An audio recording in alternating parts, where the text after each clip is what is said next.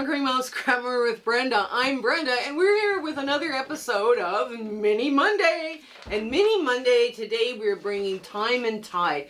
Now, this is such a cute block, and I have seen this block done as a whole quilt, and wow, this comes up with some great secondary patterns.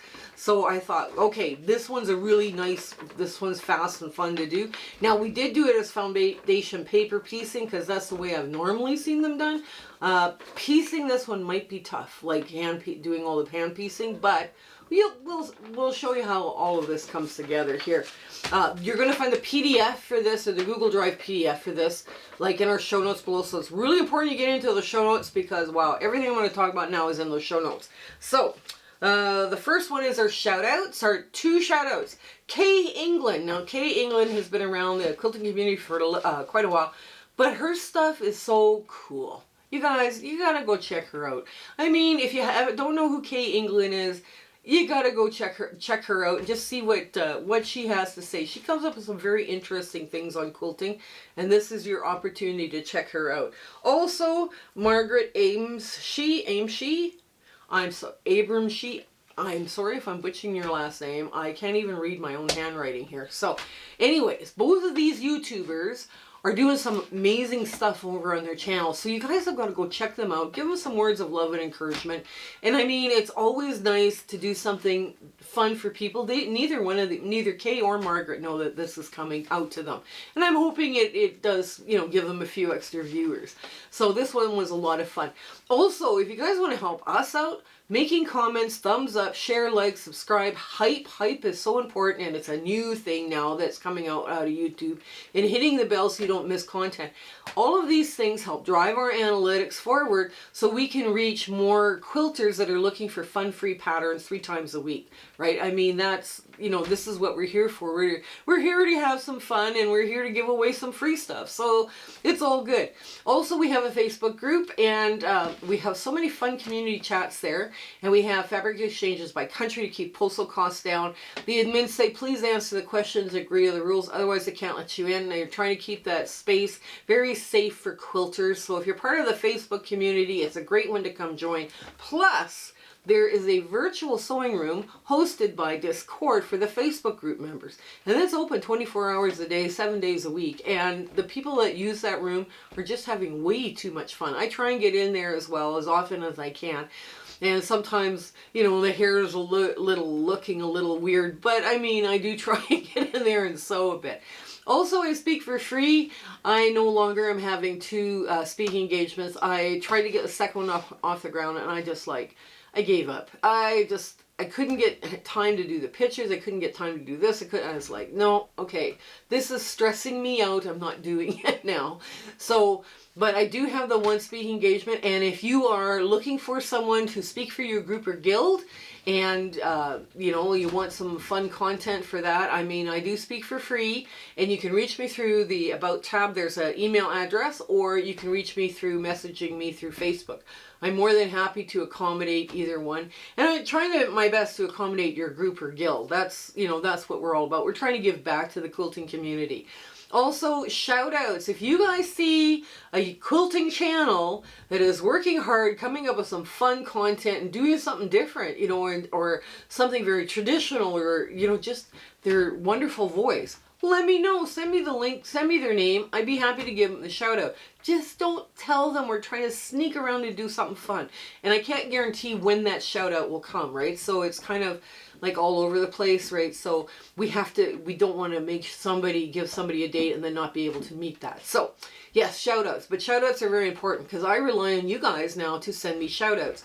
I'm also involved in 2 collaborations this spring, summer, and fall, and I am very, very happy to be involved with both of them. One of them is Back to Basics, and that's being hosted by Donna from Handmade by Ying with Donna. And she's assembled a bunch of YouTubers that we are just having so much fun coming up with videos teaching very basic skills for beginners. But if you haven't been, you've been around the quilting for a while and you've picked up some bad habits, this is the time to watch those kind of videos to pull yourself back so that you're improving your accuracy and everything else. I've picked up some bad habits over the years, and yeah, I probably should be watching them all too. The other one is the Quilters Challenge. So a theme goes out from one of the members, right, of that Quilters Challenge, and you have to interpret it your way, and you're also challenging your viewers to do it. So I'm so excited to see all what's going to come out of that Quilters Challenge, because wow, that's going to be some cool. And that is Michelle from Bits and Pieces, Kelly from Silly Moon Quilting, another Kelly from Kelly's Quilts Plus, Sam Albert's Deb from Sewing with Debbie, and Future Cat from New Zealand. Every one of those people is very, very talented, and it's going to be a lot of fun just to play and do and try something new. It's going to be a blast. Our next sew along after Twinkle Twinkle is done is called Happy Scrappy Overflow, and the first video clue will drop on May 13th, and that one's going to be a lot of fun too, because there's a few twists and turns on that one too. We could either do this by more strings, crumbs, scraps, whatever, however you want to do this. But this one's going to be fun as well. And it's going to be given out in clues weekly on Wednesdays. Also, the Zoom sew dates are the first Saturday of every month from 9 a.m. to 5 p.m. Mountain Standard Time, because I'm in Alberta, Canada. So, I think that's it. Yes, come on in. Let's get to the sewing of Time and Tide. Okay, we're at the sewing machine. You're going to need your paper scissors, of course, to cut apart your pattern, and you have your 4 pieces there, right? So you can put that to the side. Tape is your friend if you make a mistake or you hit an oops. I mean, everybody hits an oops sometimes. The tracing wheel marks all the lines on the back. Now, if you can see that, hopefully you can see those little lines, those little dots. That's from this tool, and it just helps you line it up a little quicker, that's all. Now, these are, this side here for me is a little short, but on your PDF, it's not going to be. And what I did is I marked all what's gonna go where for my fabric. So I did that with a pen. You have an add a quarter ruler for quick work here doing your piecing. You have a regular ruler for squaring up stuff, and yeah, it's time to go. Right now, the first thing we're gonna do is I'm gonna quickly just measure this, because I did not pre-cut any of my sizes, and some of you asked, how do you pre-cut stuff, right? And I'm like, well, okay, we pre-cut stuff because it's a little faster.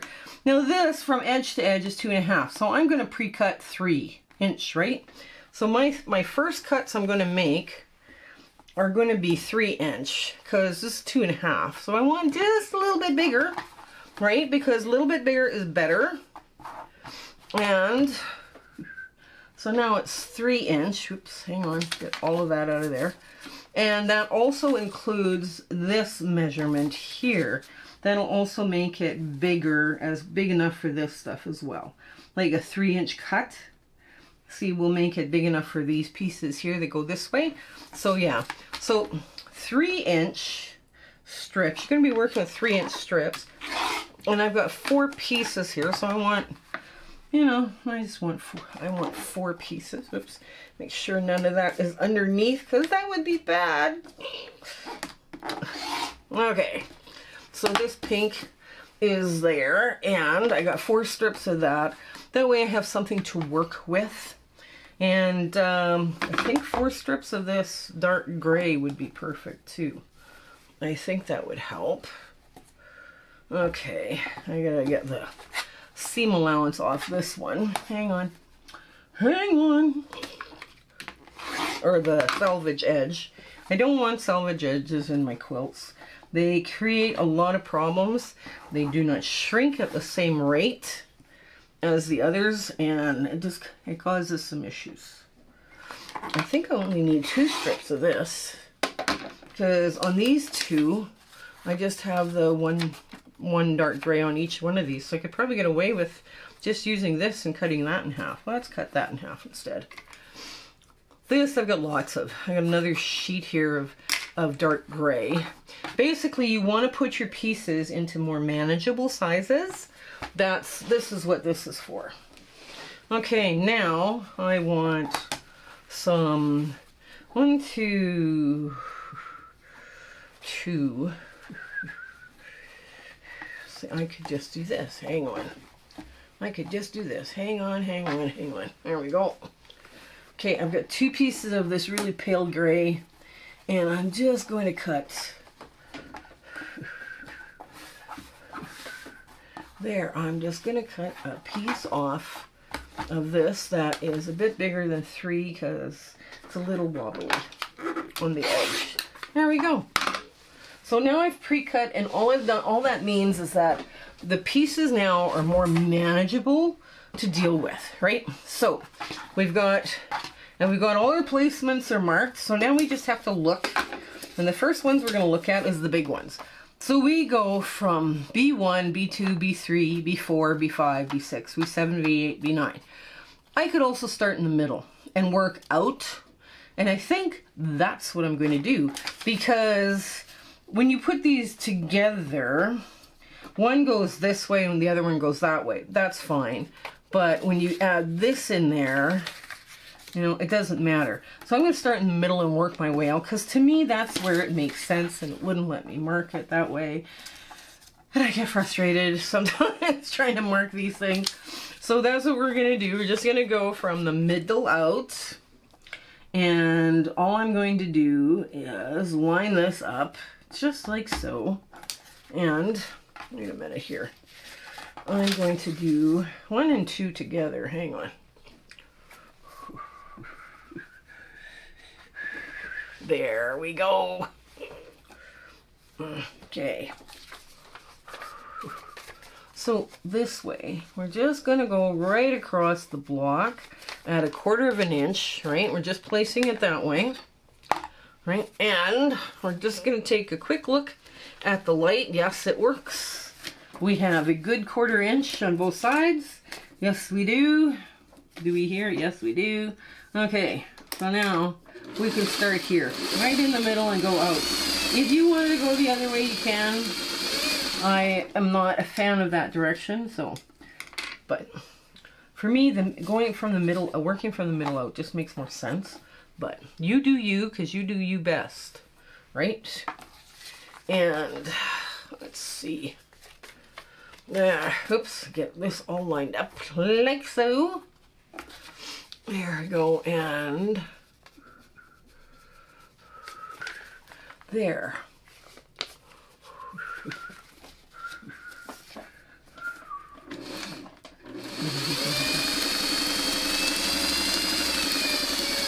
There.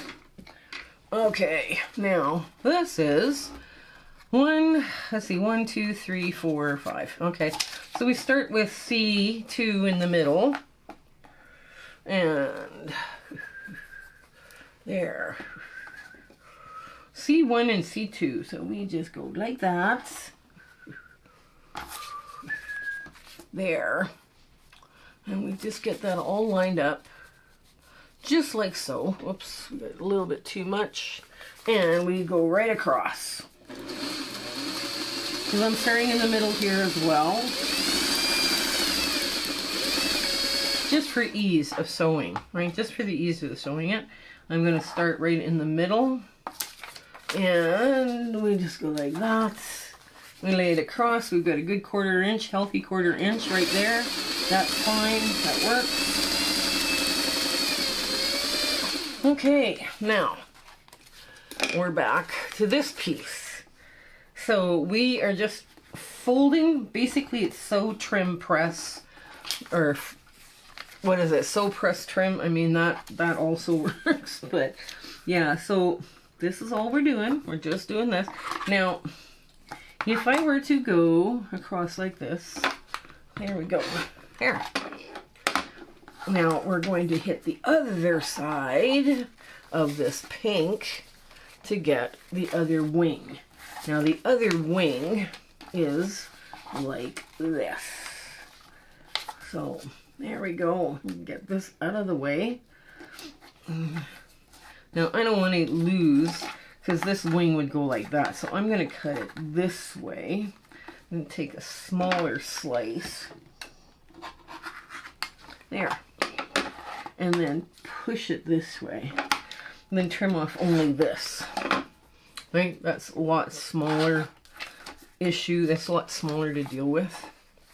And now I'm going to put this down just like so. And there. There we go.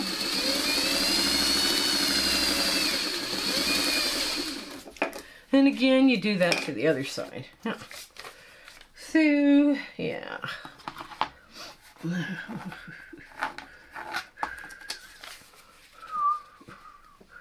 And yeah, this is, I just love doing foundation paper piecing. People are missing out who don't do it, because you can make some very incredibly intricate blocks with this method, and they look outstanding. They look wonderful, you know. So that's something that you need to kind of, wow, yeah, I should probably learn how to do that. But I mean, some people too, they get into it and they struggle with it, and it's no fun, and it's, you know, it's not what they're looking for kind of thing, and everything's backwards and upside down, and it's like, yeah, like I get why people don't like it, but at the same time, it is so worth every bit of effort you can put into something, because you end up with such amazing blocks that you wouldn't be able to piece on your own, right? Well, you could probably do it with templates, but it'd be a lot harder. You have precision here, you know, that is uncompared, right? So that's what I'm trying to get at. Okay, so now we just move this gray out of the way. There we go. And we mark off the pink. Now you see how I'm doing this. I'm not making weird cuts on the pink, because I would rather have this pink for other piecing, right? Other piecing I could make, just because it's 3-inch. I mean, I still could get a 2.5 by 4.5 inch block out of that. You know, I might as well, you know, keep it in the right spot. Okay, now let's get one of these out, because this is our first one. There we go, and we are just going to go like this. There we go. Oops, now that paper is flipped up. I'm gonna make sure that paper is down. There we go.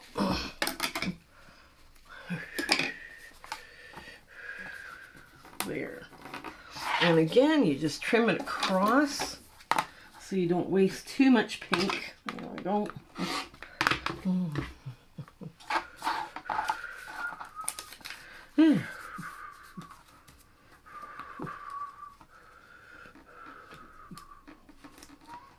There.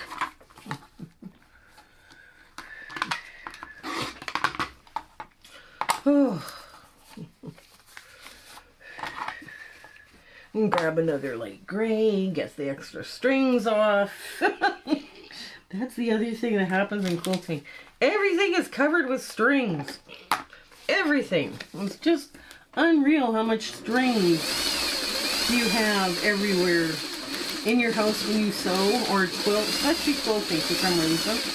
I never used to have as many strings when I was doing dressmaking, or, you know, making kids clothes and stuff. I never had this many strings in my life, but apparently now I'm the string magnet.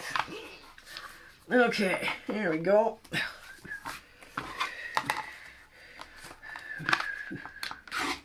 There.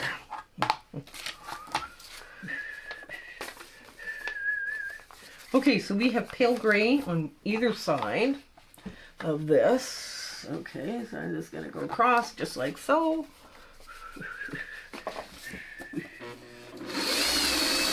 But you see what I mean by more manageable pieces?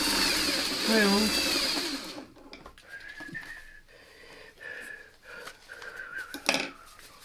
there we go. There we go. And another one, just fold it up out of the way. Yeah.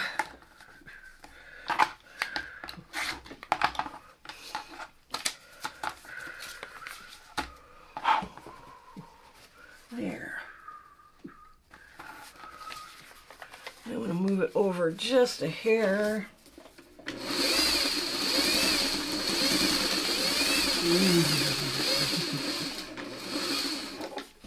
There.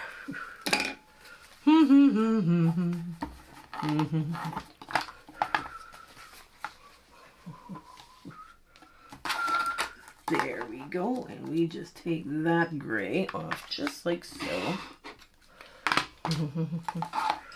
And now we fold the other gray out of the way to get the other side.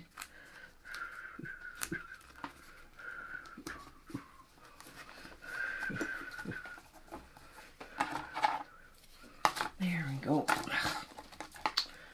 Fold.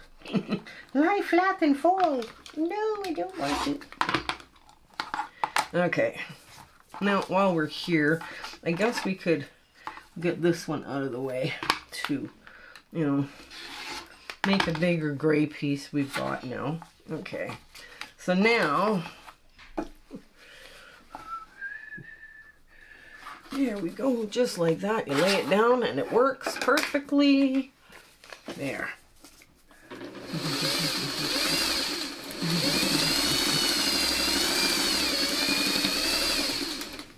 And again, yeah, these work so nice. These work out so nice. Always, always so nice.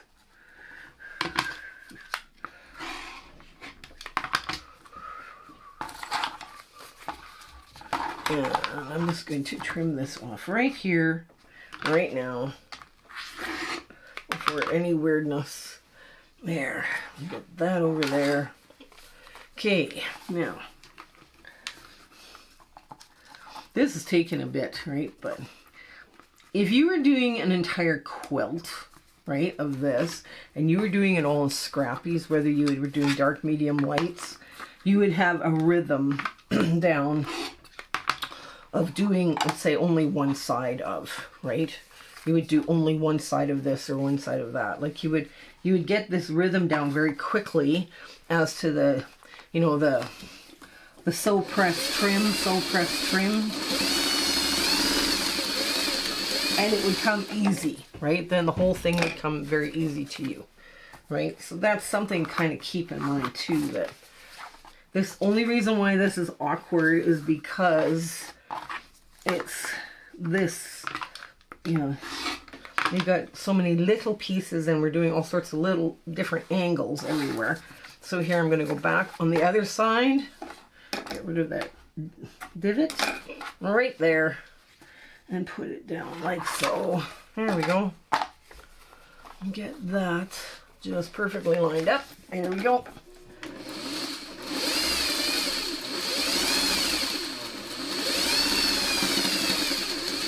There.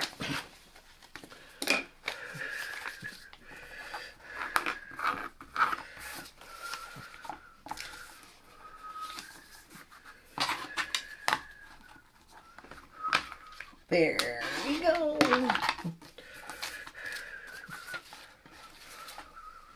And get rid of the divot again. Yeah, there's faster ways of doing this. And that would be, like I say, doing all one thing, you know, and having all your pieces pre-cut, kind of pre-cut, you know. That helps out quite a bit too. There we go.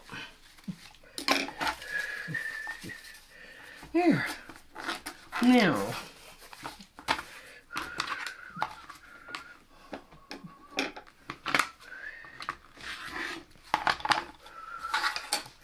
Okay, now the last piece here is this piece here, right there. And we just want to move this out of the way. And I think, yeah, there it is. That's the piece we're going to put back into the string bin because it's big enough. It's probably big enough. Oh, we'll see. We'll see. We'll see how big it is. Okay, last bit.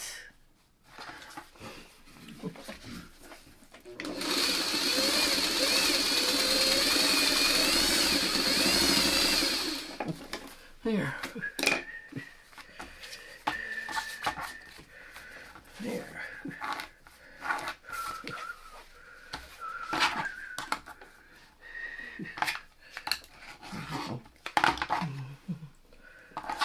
All right, and again, one more. There. There we go.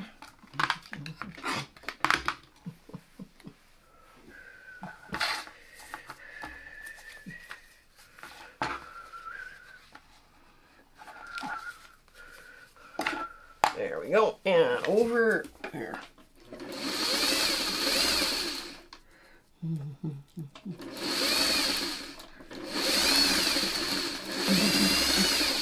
All right.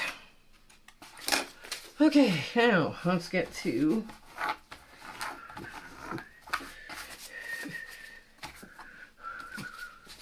okay. So now I only have the medium pinks and the dark grays left on these longer pieces, these side pieces. And all of this goes into the extra pile.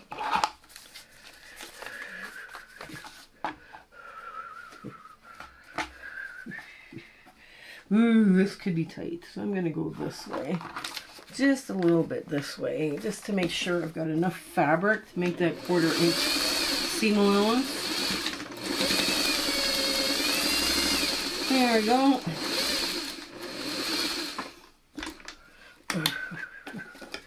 There.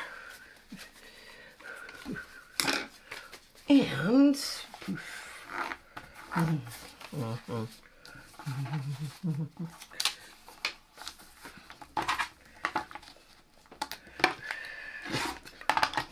this is an extra bit now, and again I'm going to go sideways on this piece because I want to make sure it's big enough and we get seam allowance on this shorter side, right? Okay, there we go. Oh no! Oh, I ran out of bobbin. Hang on, we're gonna have to get bobbin in there. Hold on. No, the bobbin's there. I have bobbin still. What is wrong? Well, heavens only knows what's wrong now. Okay. Huh. Okay, I'll try this again. It says I have bobbin. There's still thread in the bobbin, so I didn't lose bobbin. Checking this bobbin thread broke. Well, isn't that odd? Okay, let's get this re-sewn here. Hang on. Hang on, it's just gonna be whipped through and get her done. Whip it through and get her done.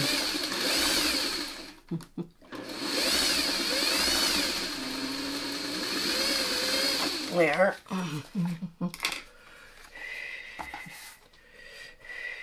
There we go. And now we're going to do that, a bigger piece, just to make sure I've got enough coverage. Gee whiz, we have to do all of them. Well, it's a good thing I got it when I did. There we go. Well, it broke again. Well, I'm going to call it quits here now. And what I'm going to do is I'm going to check to see why my bobbin thread is breaking.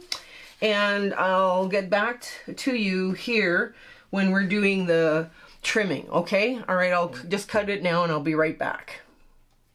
Okay, sorry about that, but all of a sudden it just couldn't be helped. It was like, okay. So what I'm going to do, I'm going to trim off the bigger ends first, because this I can use part of my scrap bin or my crumb bin, you know, so that's not going to go to waste. And yeah, we'll do this side. Now I'm going to, I saved you this one for a reason. The printer did not print enough paper, right? It didn't show enough paper to show a sew line and a seam allowance line. It did, however, but I do know what the measurement's supposed to be. So what I did was I created a sew line, and now I've got to fudge out to create a seam allowance line. Now this piece is supposed to be 2.5 inches wide, right? Because that's how this mirror image is, right? So I'm going to try and get off that hinge because I've got a hinge right there. It's quite annoying, and every time I go to cut something there, it's in the way. So I'm going to line this up, and yes, my sew line is lined up with my 1/4 inch, and I'm just going to trim it off just like so. There, just perfect, right? Sometimes your printer will print and you won't have that one side, and that's what you do. You take measurements from other pieces and you figure it out. Now, what we're going to do, this goes just like this, and like this, right? That's how you sew this baby together. Now, this looks a little challenging. It is not. Because what you do is you put this together, you put a pin in the middle, you get one pin, you put it in the middle where the dark gray meets the pale gray, and you just pop it in so, and then the dark gray meets the pale gray, and you pop it in like just like so. You set it as best you can, and you tip it, and you pin it, just like that. Now, these edges have line-up corners as well, and it's kind of important that you take those line-up corners, and you work with that. There we go. And now nothing has moved. You pull your pin, and across the seam we go. Now, there we go. I'm just going to pull that out. There we go. Just like so. So now, you're going to check to make sure you've got perfect points, which you do, because, wow, that's the beauty of foundation paper piecing. Now, what I'm going to do is I'm going to take these bits off, because they will become more and more difficult. The more seams you create, the more difficult it is to get rid of these. So I'm just going to pull just the seam allowance paper off first. Right now I'm going to press this open, and it does not lie the way I need it to lie, but yes it does. And it even swirls flat. Yay! Look at that. I even popped it to swirl it flat. So now we're going to line this up the best we can. Just take your time lining all of that up, and you want nothing but perfection. There we go.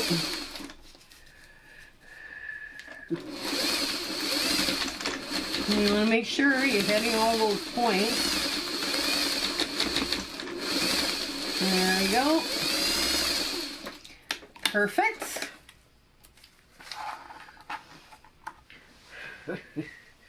There we go. Now we're just going to take a look. Yes, we've hit all those beautiful points again.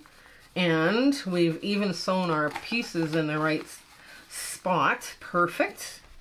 We're going to lay this all down just like so.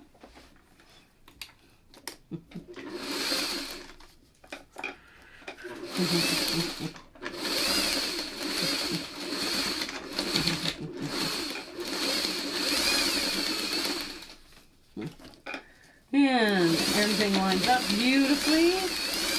There we go. Just take, you can kind of peek every once in a while just to see what it's going to look like. And will I peek before I do my stay stitching? Of course I will. There it is. It's beautiful. Lovely, crisp shapes. Right now, I'm going to start my stay stitching. And I want to stay in the where the seam allowance and the sew line are. I want to stay in that line inside that. And I'm just going to press the stuff to the middle, because that will probably make it easier.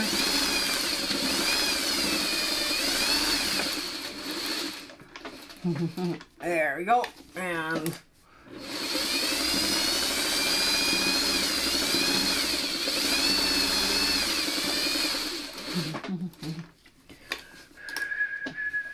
there we go.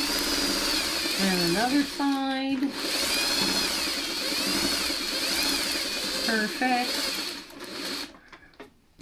And the last side, we'll just get this extra string off, thread off, I mean. There we go.